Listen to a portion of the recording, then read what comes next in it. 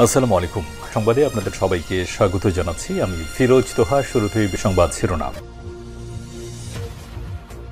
পুরোদমে Iran Israel ফিলিস্তিন যুদ্ধ চলছে, আর এই মুহূর্তে আমাদের হাতে এসছে যুদ্ধের ভয়ঙ্কর কিছু গুরুত্বপূর্ণ আপডেট সংবাদ। শুরুতেই যুদ্ধের আপডেট জানাবো।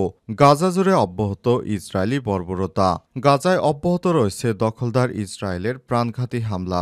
অবরুদ্ধ উপত্যকাটিতে নির্বিচারে চালানো হচ্ছে হামলা। বাদ যাচ্ছে না আবাসিক ভবন, আশ্রয় ক্যাম্পগুলো, এমনকি হাসপাতাল। এতে প্রাণ হারাচ্ছে নিরীহ বেসামরিক ফিলিস্তিনিরা, বিশেষ করে নারী এবং শিশু। ফলে লাফিয়ে লাফিয়ে বাড়ছে হতাহত এবং মৃত্যুর সংখ্যা। এরপর জানাবো, গাজায় যুদ্ধবিরতি লঙ্ঘন করে কমপক্ষে ৫০০ জন শিশুকে হত্যা করল দখলদার ইসরায়েলি বাহিনী। গাজায় যুদ্ধবিরতি লঙ্ঘন করে কমপক্ষে ৫০০ জন ফিলিস্তিনি শিশুকে হত্যা করেছে ইসরায়েলি বাহিনী। গত ১৮ তারিখে ইসরায়েল যুদ্ধবিরতি চুক্তি ভঙ্গ করে গাজা জুড়ে বড় আকারের বিমান এবং স্থল অভিযান শুরু করে। শুধু তাই নয়, সেখানে ক্রমাগত নিজেদের নিয়ন্ত্রণ সম্প্রসারণ করে চলছে দখলদার ইসরায়েল। এখন পর্যন্ত এই উপত্যকার ৫০% অংশ দখল নিয়েছে ইসরায়েলি বাহিনী। এদিকে পারমাণবিক ইস্যুতে এবার রাশিয়া যাচ্ছে ইরানের পররাষ্ট্রমন্ত্রী। পারমাণবিক কর্মসূচি নিয়ে যুক্তরাষ্ট্রের সঙ্গে আলোচনা শুরু করেছে ইরান। এবার এ বিষয়ে কথা বলতে রাশিয়া যাচ্ছে ইরানের পররাষ্ট্রমন্ত্রী আব্বাস আরাগচি। এর আগে আব্বাস আরাগচি ওমানে মার্কিন মধ্যপ্রাচ্য বিষয়ক দূত স্টিভ ইউটকপের সঙ্গে আলোচনা করেছেন, যা ২০১৫ সালে পারমাণবিক চুক্তি ভেঙে যাওয়ার পর সর্বোচ্চ পর্যায়ের আলোচনা। এবারে জানাবো, গাজায় যুদ্ধবিরতির প্রস্তাব মিশরের, রাজি নয় হামাস। হামাসকে নতুন করে যুদ্ধবিরতির প্রস্তাব দিয়েছে মিশর। আজ আল জাজিরার এক প্রতিবেদনে এই তথ্য জানিয়েছে। নাম প্রকাশ সে অনিচ্ছুক এক জ্যেষ্ঠ কর্মকর্তা আল জাজিরা আরবকে জানিয়েছে, হামাস মিশরের কাছ থেকে একটি নতুন করে যুদ্ধবিরতির প্রস্তাব পেয়েছে। তবে মিশরীয় পক্ষ থেকে জোর দিয়ে বলেছে যে ফিলিস্তিনি গোষ্ঠী অস্ত্র সমর্পণ না করা পর্যন্ত ইসরায়েলের সঙ্গে কোনো চুক্তি সম্ভব নয়। এবং সর্বশেষ জানাবো, আওয়ামী লীগের তোফায়েল আহমেদের মৃত্যুর খবরটি গুজব। আওয়ামী লীগের উপদেষ্টা পরিষদের সদস্য, সমাজ কল্যাণ বাণিজ্যমন্ত্রী তোফায়েল আহমেদের মৃত্যুর খবরটি গুজব। তিনি সুস্থ আছেন। ভোলা জেলা ছাত্রলীগের সাবেক সভাপতি মোস্তাক আহমেদ শাহীন তার ফেসবুক আইডিতে এক পোস্টের মাধ্যমে বিষয়টি নিশ্চিত করেছেন। ফেসবুক পোস্টে তিনি লিখেছেন, তোফায়েল ভাইকে নিয়ে ছড়ানো খবর ভিত্তিহীন। তিনি ভালো আছেন, প্লিজ গুজব ছড়াবেন না। এছাড়াও তোফায়েল আহমেদের ব্যক্তিগত সহকারী হাসনাইনও জানিয়েছে তোফায়েল আহমেদ সুস্থ আছে। প্রিয় দর্শক, এতক্ষণ শুনছিলেন সংবাদ শিরোনাম, এবারে বিস্তারিত।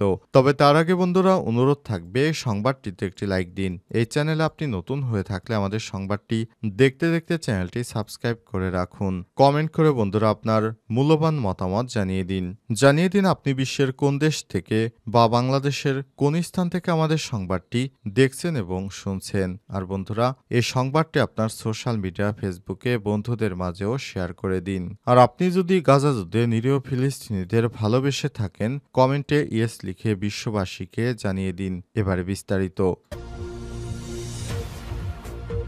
গাজা জুড়ে অব্যাহত ইসরায়েলি বর্বরতা। গাজায় অব্যাহত রয়েছে ইসরায়েলের প্রাণঘাতী হামলা। অবরুদ্ধ প্রত্যেকটি উপত্যকায় নির্বিচারে হামলা চালানো। বাদ যাচ্ছে না আবাসিক ভবন, আশ্রয় ক্যাম্পগুলোতেও চলছে নির্বিচারে গণহত্যা। এতে প্রাণ হারাচ্ছে নিরীহ বেসামরিক ফিলিস্তিনিরা, বিশেষ করে নারী এবং শিশু। ফলে লাফিয়ে লাফিয়ে বাড়ছে হতাহতের সংখ্যা। সংবাদ মাধ্যম আল জাজিরা সর্বশেষ খবরে জানিয়েছে, ইসরায়েলি বাহিনী খান ইউনুসের একটি বাড়িতে বোমা হামলা চালিয়েছে। এতে হতাহতের আশঙ্কা করা হচ্ছে সেখানে অ্যাম্বুলেন্স যাচ্ছে বলে জানানো হয়েছে। তবে বিধ্বস্ত রাস্তা ও ধ্বংসস্তূপের কারণে অ্যাম্বুলেন্স সেই বাড়িতে পৌঁছানো খুবই কঠিন অবস্থা। নুসাইরাতেও একটি ইসরায়েলি কডপ্টার একজন ফিলিস্তিনিকে লক্ষ্য করে হামলা চালিয়েছে। এছাড়াও রাতভর গাজা শহরের সুজাইয়া একটি বাড়িতে বোমা হামলা চালানোর ঘটনা ঘটেছে ইসরায়েলি দ্বারা। গাজা উপত্যকার বিভিন্ন এলাকায় এলাকায় বিশেষ করে রাফা এবং খান ইউনুস শহরে ক্রমাগত গোলাবর্ষণ চলছে এখনও। ফিলিস্তিনিরা এমন ধ্বংসস্তূপের নিচে আটকে পড়ে আছে। এসব এলাকায় চালানো বর্বর হামলায় হতাহতের অধিকাংশই নারী এবং শিশু। কেবল চলমান বিমান হামলায় নয়, বরং সেখানে ব্যাপক বাস্তুচ্যুতি এবং অনাহারের ঘটনাও ঘটেছে, কারণ সেখানে ত্রাণবাহী কোনো ট্রাক প্রবেশ করতে দেয়া হচ্ছে না। গাজায় যুদ্ধবিরতি লঙ্ঘন করে কমপক্ষে ৫০০ জন শিশুকে হত্যা করল দখলদার ইসরায়েলি বাহিনী। গাজায় যুদ্ধবিরতি করে আবারও এই মাসের ১৮ তারিখ থেকে ব্যাপক হামলা শুরু করেছে ইসরায়েল।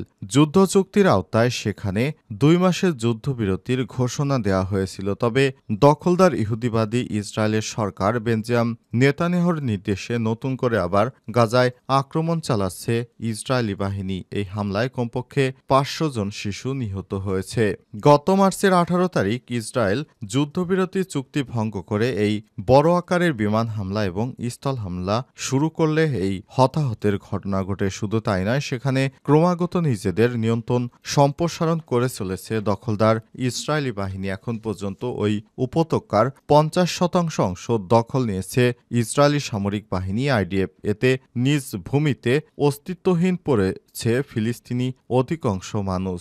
নিজেদের জন্মভূমি মাটিতেই ফিলিস্তিনিদের বাস্তুচ্যুত করা হচ্ছে। মানুষের বাড়িঘরে হামলা করা হচ্ছে, সেখানে কোনো ত্রাণ পৌঁছানোর কোনো ব্যবস্থা করতে দিচ্ছে না দখলদার ইসরায়েল। পৃথিবীর বিভিন্ন দেশ থেকে ফিলিস্তিনিদের জন্য লক্ষ লক্ষ টন খাবার আসছে, কিন্তু বর্ডার এলাকা দিয়ে ফিলিস্তিনের সেই পণ্য বোঝাই ট্রাকগুলো ঢুকতে দিচ্ছে না।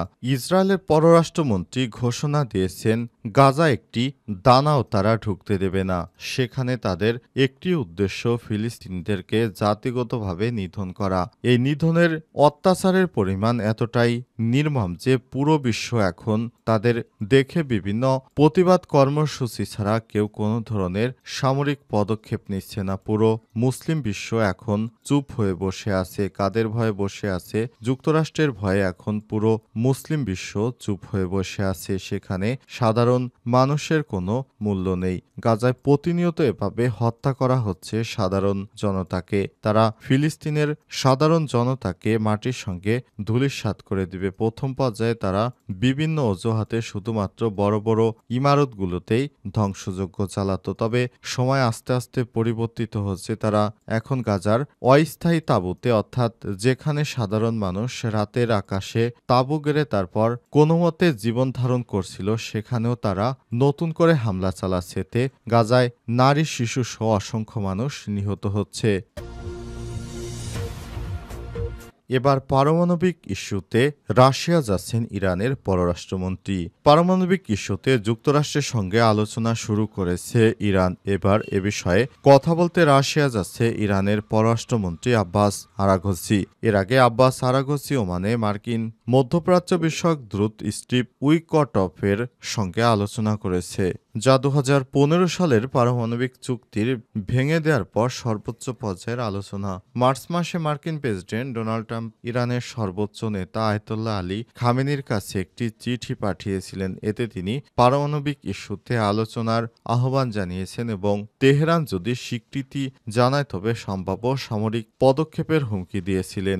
যুক্তরাষ্ট্র সহ পশ্চিমা দেশগুলো দীর্ঘদিন ধরে ইরানকে পারমাণবিক শক্তি অর্জনের জন্য সন্দেহ করে আসছে, যদিও এই অভিযোগ তেহরান ধারাবাহিকভাবে অস্বীকার করে আসছে।